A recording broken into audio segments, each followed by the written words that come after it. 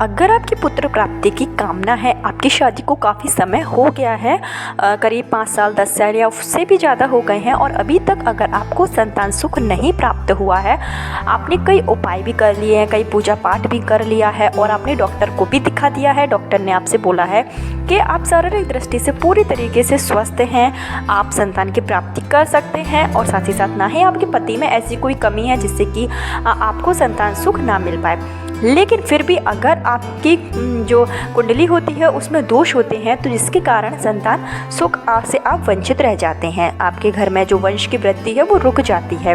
तो अगर आप भी संतान प्राप्ति की कामना रखते हैं और आप चाहते हैं कि आपके घर में भी बच्चों की किलकारियाँ गूंजें या फिर आपके घर में लगातार कन्या ही कन्या जन्म ले रही है, आप चाहते हैं कि आपको भी एक पुत्र की प्राप्ति हो जाए। देखिए, पुत्र और पुत्री में कोई भी फर्क नहीं है, आज के ज़माने में दोनों समान अधिकार रखते हैं, लेकिन फिर भी हमारे शास्त्रों में निहित है कि पिता को मोक्ष की प्राप्ति पुत्र से ही होती है और साथ ही साथ अगर एक पुत्र हो जाता है तो बहनों को उनका भाई भी मिल जाता है और आपका परिवार कंप्लीट हो जाता है। हमारे बड़े बुजुर्ग का कहना है कि वंश की वृद्धि के लिए एक पुत्र होना बहुत आवश्यक है। तो अगर आप भी चाहते हैं कि आपके भी वंश की वृद्धि हो, आप संतान प्राप्ति के लिए बहुत ज़्यादा प्रयास कर रहे हैं, तो उसके लिए आप इस वीडियो में बताएगा एक सरल सा उपाय ज़रूर कीजिए।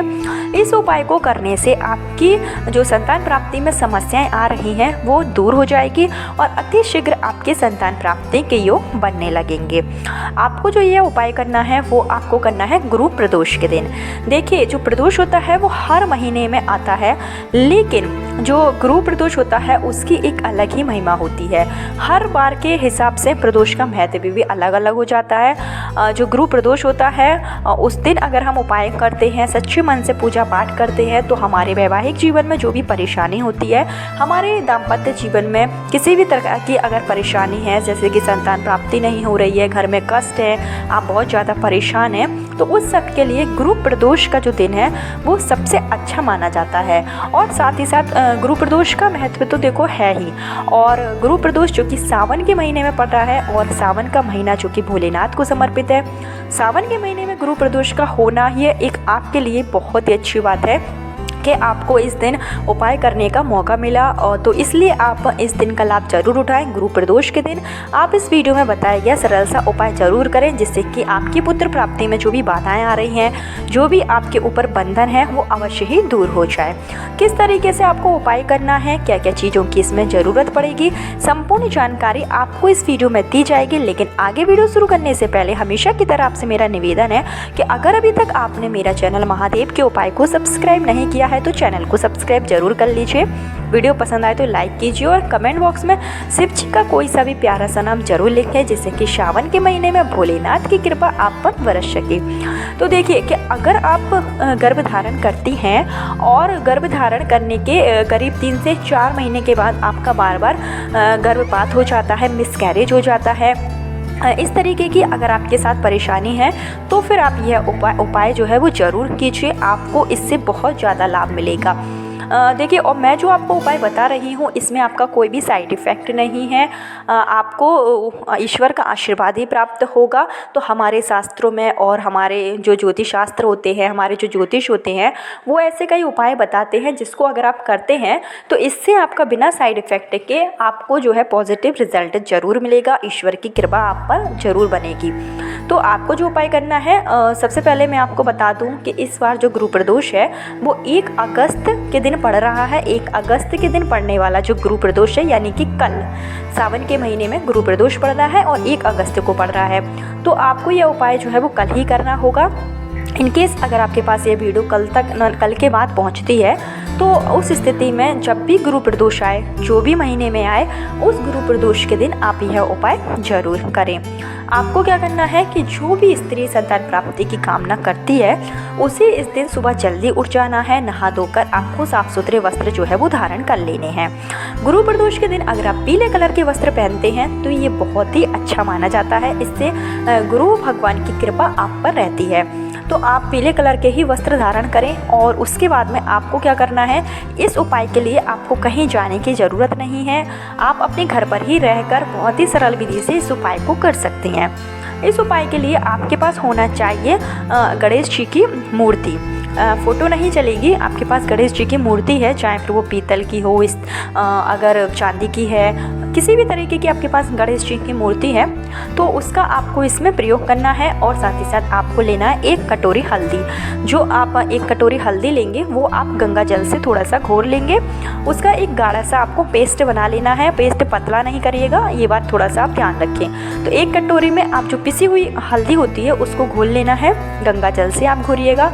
उसके बाद में जो आपके गणेश जी हैं वो गणेश जी को आपको हल्दी से लेप कर देना है, मतलब हल्दी आपको गणेश जी के ऊपर अच्छे तरीके से लगा देनी है। जब आप गणेश जी पर हल्दी लगाएंगे तो उस समय आपको संतान प्राप्ति की कामना करनी है। आपको गणेश जी से, जो कि गौरी पुत्र गणेश हैं, उनसे आपको पुत्र प्राप्ति की कामना करनी है। जब आप गणेश जी को हल्दी अच्छे से लगा लें तो आपको एक आसन मतलब बिछा लेना है। पीड़ा जो मतलब आप पूजा के लिए जो भी चीज़ आप रखते हो, जैसे कि पीड़ा हो गया, उसको आप बिछा लीजिए। उस पर आप लाल कलर का वस्त्र बिछाकर जिस गणेश जी पर आपने हल्दी का लेप किया है वो गणेश जी आपको वहाँ रख देना है। और आपको गणेश जी की विधि विधान से पूजा अर्चना करनी है। गणेश जी को ध्रुवा जरूर चढ़ानी है, लड्डुओं का प्रसाद चढ़ाना है, घी का एक दीपक प्रज्वलित करना है। और आपको गणेश जी को एक सुपारी, जो कि पूजा वाली सुपारी होती है, वो आप जरूर चढ़ाएं। जो सुपारी होती है वो भी गणेश जी का ही रूप मानी जाती है। तो इस तरीके से आप गणेश जी की विधि विधान से पूजा अर्चना करें और पुत्र प्राप्ति की कामना करें। गणेश जी से आपको प्रार्थना करनी है कि आपकी कुंडली में जो भी दोष है जिसके कारण आपके वंश की वृद्धि नहीं हो पा रही है, तो जो गणेश जी हैं वो जल्दी से जल्दी आपकी मनोकामना पूरी करेंगे।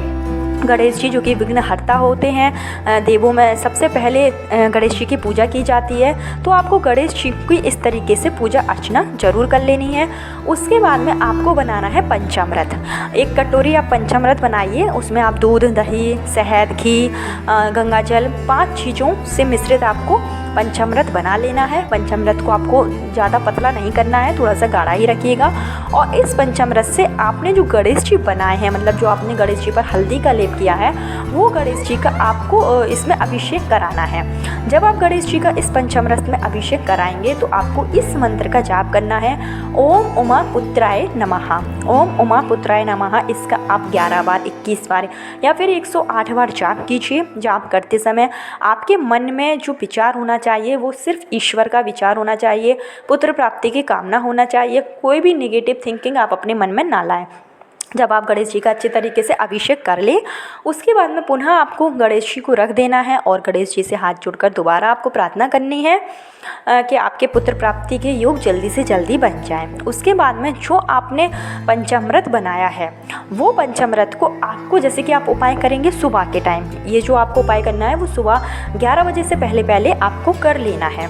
शाम के समय आपने जो पंचामृत बनाया है उसको आप ले जाइए किसी भी पीपल के पेड़ के नीचे, आपके घर के आसपास जहाँ पीपल का पेड़ हो, पीपल की जड़ में आपको ये जो पंचामृत है जिसमें आपने गणेश जी का अभिषेक कराया है वो आपको डाल देना है। और वहाँ पर भी पीपल की आप जब आप डालेंगे पंचामृत तो आपको गुरु भगवान से प्रार्थना करनी है कि जिस तरीके से पार्वती के पुत्र गणेश जी हैं उनकी गोदी भरी हुई है, उसी तरीके से मेरी भी सोनी गोदी भर दें, जल्दी से जल्दी मुझे पुत्र की प्राप्ति हो जाए। इस तरीके से आपको गुरु भगवान से प्रार्थना करनी है और आपको वहाँ पर एक सरसों के तेल का दीपक प्रज्वलित करना है। और साथ ही साथ आपको पीपल के पेड़ की 7 बार परिक्रमा कीजिए। आप चाहें तो ओम नमो भगवते वासुदेवाय नमः मंत्र का भी जाप कर सकते हैं। नहीं करना चाहते हैं या फिर आपको मतलब टाइम नहीं है, कुछ भी नहीं है, तो आप सिर्फ 7 बार परिक्रमा कर लीजिए। ऐसा करने से गुरु प्रदोष के दिन आपके पुत्र प्राप्ति के जल्दी से जल्दी योग बन जाते हैं। सावन का महीना चल रहा है तो भोलेनाथ को 1 लोटा जल अवश्य चढ़ाएं अपनी मनोकामना के साथ में, आपकी मनोकामना जरूर पूरी होगी।